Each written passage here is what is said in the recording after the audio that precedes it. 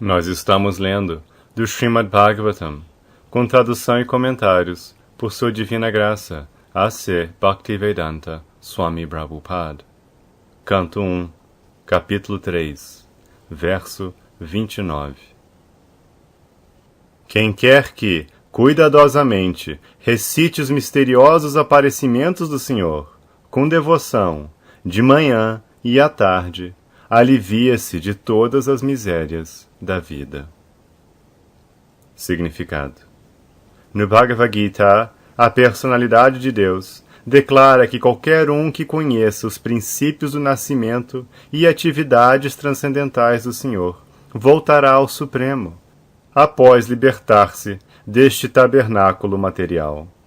Assim, pelo simples fato de conhecer o caminho misterioso da encarnação do Senhor neste mundo material, uma pessoa pode liberar-se do cativeiro material. Portanto, o nascimento e atividades do Senhor, como ele manifesta para o bem-estar das pessoas em geral, não são comuns. São misteriosos, e apenas desvenda-se o mistério para aqueles que cuidadosamente tentam aprofundar-se no assunto mediante devoção espiritual. Desse modo, se obtém liberação do cativeiro material. Aconselha-se, portanto, a todos que simplesmente recitem esse capítulo do Bhagavatam, com as descrições do aparecimento do Senhor em diferentes encarnações, com sinceridade e devoção, que poderão obter compreensão do nascimento e atividades do Senhor.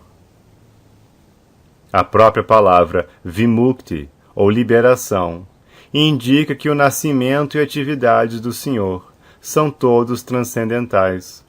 De outra forma, simplesmente por recitá-los, uma pessoa não poderia alcançar liberação. Eles são, portanto, misteriosos, e aqueles que não seguem as regulações prescritas do serviço devocional não têm direito a penetrar nos mistérios de seus nascimentos e atividades. Verso 30. A concepção da forma universal Virat do Senhor, como aparece no mundo material, é imaginária. Ela capacita os menos inteligentes e neófitos a ajustarem-se à ideia de que o Senhor tem forma. Mas, na verdade, o Senhor não tem forma material.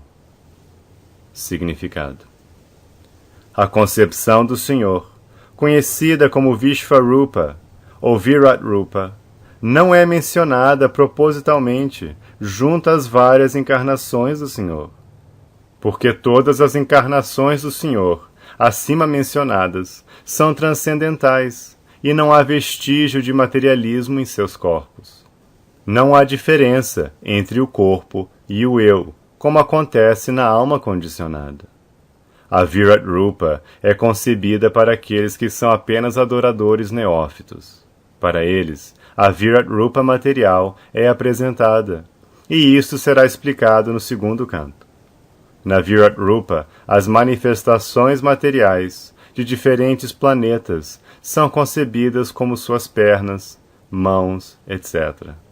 Na verdade, todas essas descrições são para os neófitos. Os neófitos não podem conceber nada além da matéria. A concepção material do Senhor não é incluída na lista de suas formas reais. Como Paramatma, ou super-alma, o Senhor está dentro de todas e cada uma das formas materiais, mesmo dentro dos átomos. Mas a forma material externa é apenas uma imaginação, tanto para o Senhor quanto para o ser vivo. As formas atuais das almas condicionadas também não são reais. A conclusão é que a concepção material do corpo do Senhor, como Virat, é imaginária.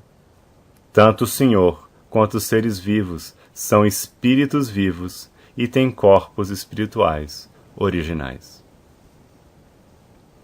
Verso 31. As nuvens e a poeira são transportadas pelo ar, mas as pessoas menos inteligentes dizem que o céu está nublado e o ar está sujo. De forma semelhante, eles também implantam concepções corpóreas materiais no eu espiritual. Significado: aqui confirma-se que, com nossos olhos e sentidos materiais, não podemos ver o Senhor, que é todo espírito. Não podemos sequer detectar a centelha espiritual que existe dentro do corpo material do ser vivo. Vemos a cobertura externa do corpo, ou da mente sutil do ser vivo, mas não podemos ver a centelha espiritual dentro do corpo. Assim, somos levados a aceitar a presença do ser vivo ao perceber a presença de seu corpo grosseiro.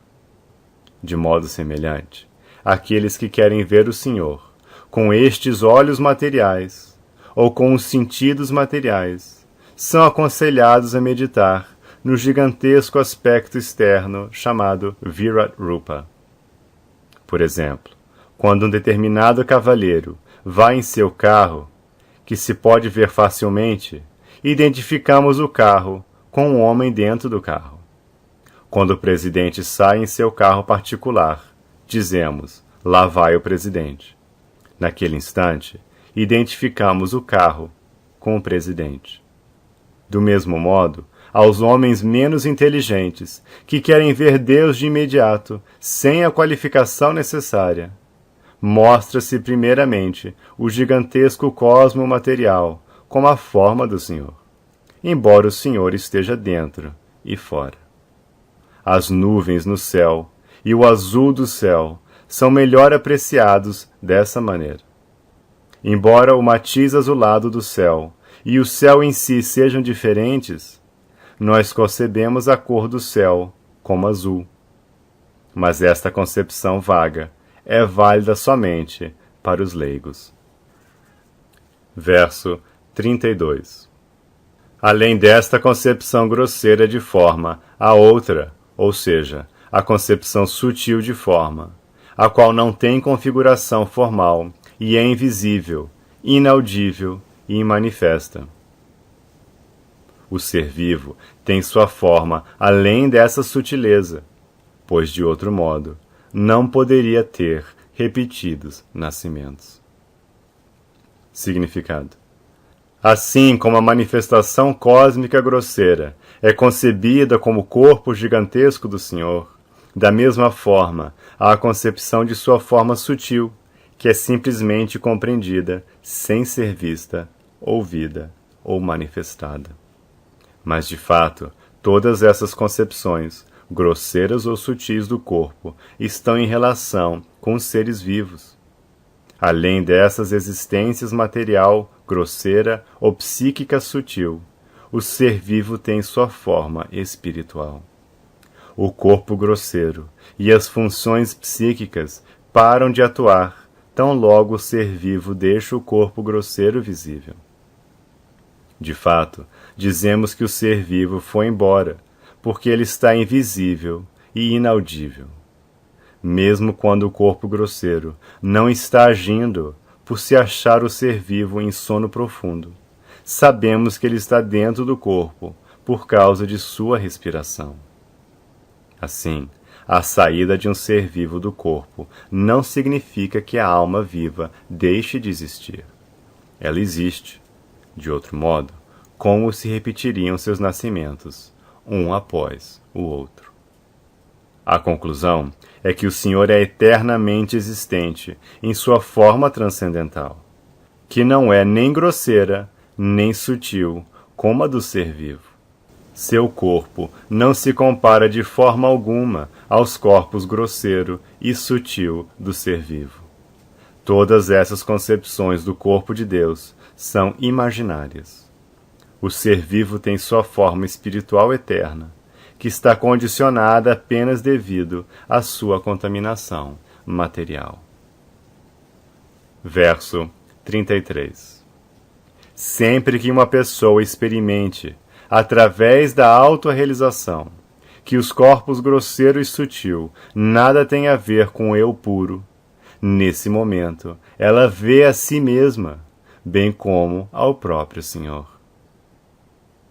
Significado: a diferença entre autorrealização e ilusão material é saber que as imposições temporárias ou ilusórias da energia material, sob a forma dos corpos grosseiro e sutil, são coberturas superficiais do eu.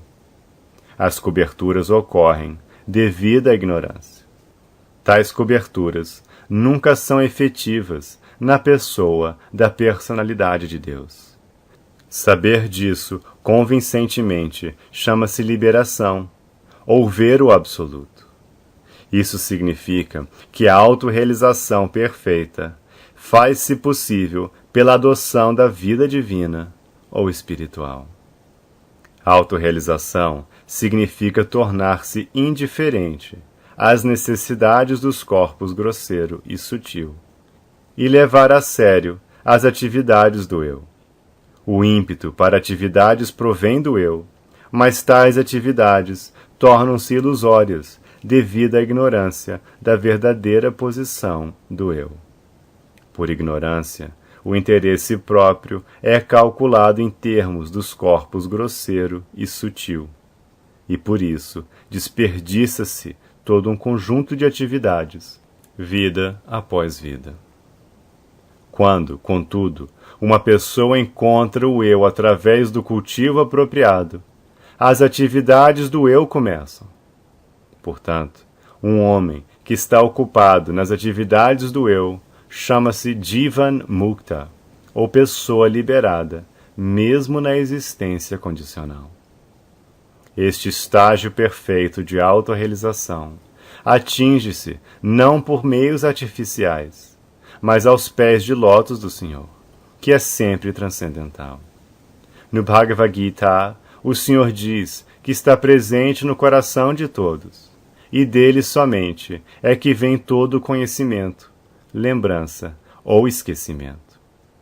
Quando o ser vivo deseja ser desfrutador da energia material, fenômenos ilusórios, o Senhor cobre o ser vivo com o mistério do esquecimento, e assim o ser vivo interpreta erradamente o corpo grosseiro e a mente sutil como sendo seu próprio eu.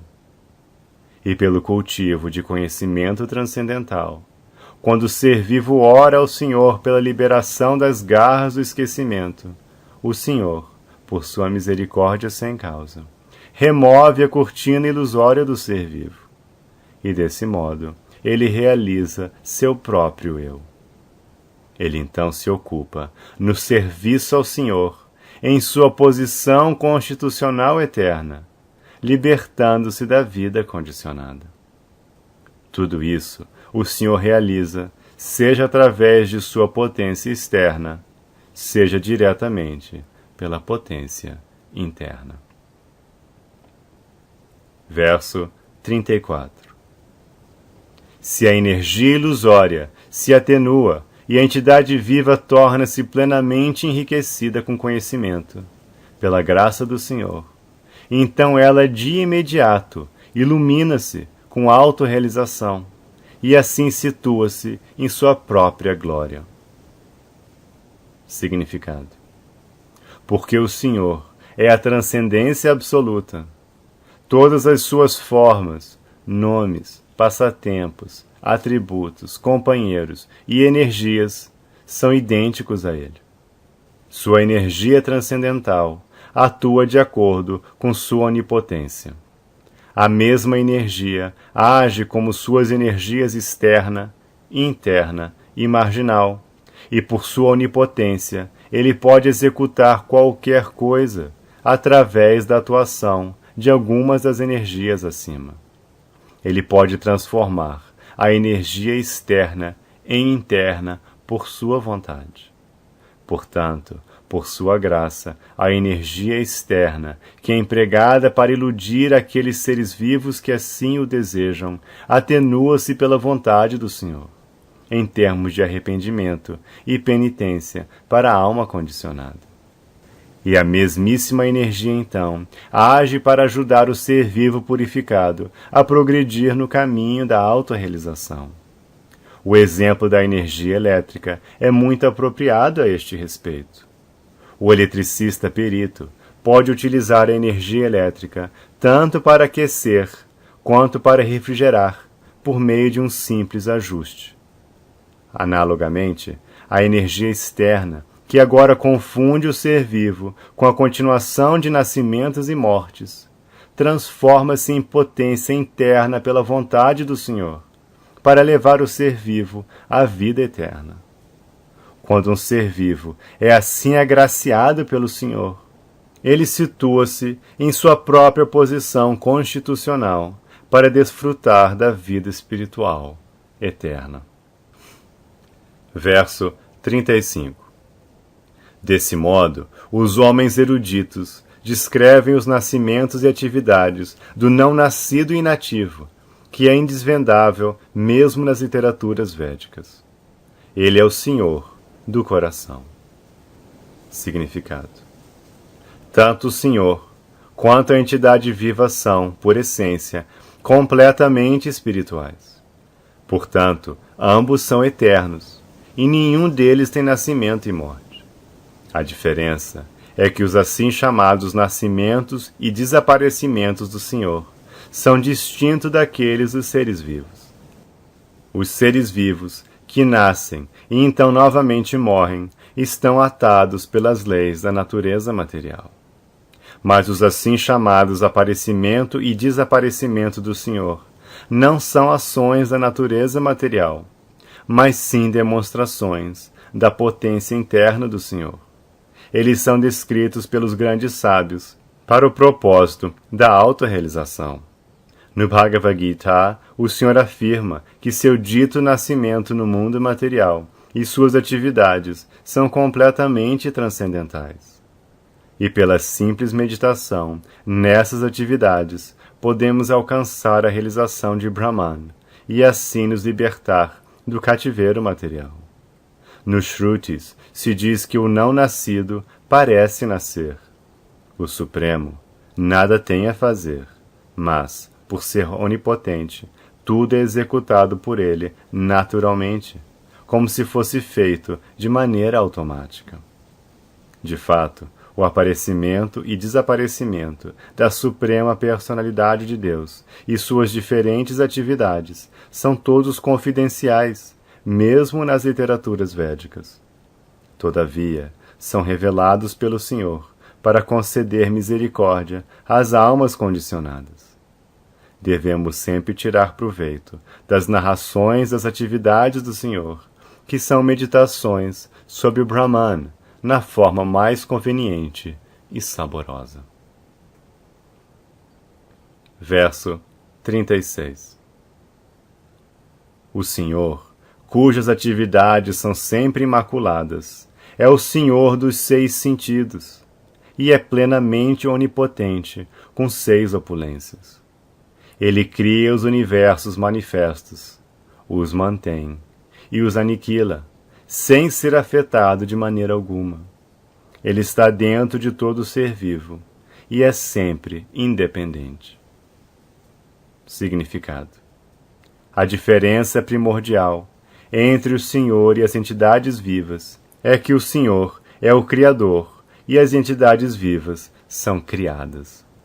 Aqui, ele é chamado de Amogha Lilaha, que indica que não há nada lamentável em sua criação.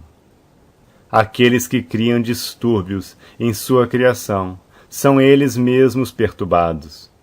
Ele é transcendental a todas as aflições materiais, porque é pleno de todas as 6 opulências, a saber, riqueza, poder, fama, beleza, conhecimento e renúncia. E assim, ele é o Senhor dos sentidos. Ele cria esses universos manifestos, a fim de resgatar os seres vivos que estão dentro deles, padecendo das 3 espécies de misérias. Ele mantém os universos, e no devido tempo, os aniquila, sem ser sequer levemente afetado por tais ações. Ele está ligado a esta criação material muito superficialmente, assim como uma pessoa cheira o odor, sem estar em contato com o objeto odorífero. Elementos agnósticos, portanto, nunca podem aproximar-se dele, a despeito de todos os esforços. Verso 37. Os tolos, com um pobre fundo de conhecimento, não podem entender a natureza transcendental das formas, nomes e atividades do Senhor, que está atuando como um ator em um drama. Tampouco eles podem expressar tais coisas, nem em suas especulações, nem em suas palavras. Significado: ninguém pode descrever adequadamente a natureza transcendental da verdade absoluta. Por isso, se diz que ele está além da expressão, da mente e da fala. E, todavia, há certos homens, com um pobre fundo de conhecimento, que desejam entender a verdade absoluta através da especulação mental imperfeita e da descrição falha de suas atividades. Para o leigo, suas atividades, aparecimento e desaparecimento, seus nomes, suas formas, sua parafernália, suas personalidades e todas as coisas relativas a ele são misteriosas. Há duas classes de materialistas, a saber, os trabalhadores fruitivos e os filósofos empíricos. Os trabalhadores fruitivos praticamente não têm informação da verdade absoluta. E os especuladores mentais, após frustrarem-se nas atividades fruitivas, voltam-se para a verdade absoluta e tentam conhecê-lo por especulação mental. E, para todos esses homens, a verdade absoluta é um mistério, assim como o truque do mágico é um mistério para as crianças. Sendo iludidos pelo truque do Ser Supremo, os não devotos, que talvez sejam muito destros em trabalho fruitivo e especulação mental, estão sempre na ignorância. Com esse conhecimento limitado, eles são incapazes de penetrar na região misteriosa da transcendência. Os especuladores mentais são um pouco mais progressistas que os materialistas grosseiros ou os trabalhadores fruitivos, mas, porque também estão dentro do cerco da ilusão, eles tomam como certo que qualquer coisa que tenha forma, nome e atividades é apenas um produto da energia material. Para eles, o Espírito Supremo é amorfo, inominado e inativo. E porque tais especuladores mentais igualam o nome e forma transcendentais do Senhor com os nomes e formas mundanos, de fato, eles estão na ignorância. Com esse pobre fundo de conhecimento, não têm acesso à verdadeira natureza do Ser Supremo. Como se afirma no Bhagavad Gita, o Senhor está sempre numa posição transcendental, mesmo quando está dentro do mundo material. Mas os homens ignorantes consideram o Senhor como uma das grandes personalidades do mundo, e assim eles são desencaminhados pela energia ilusória.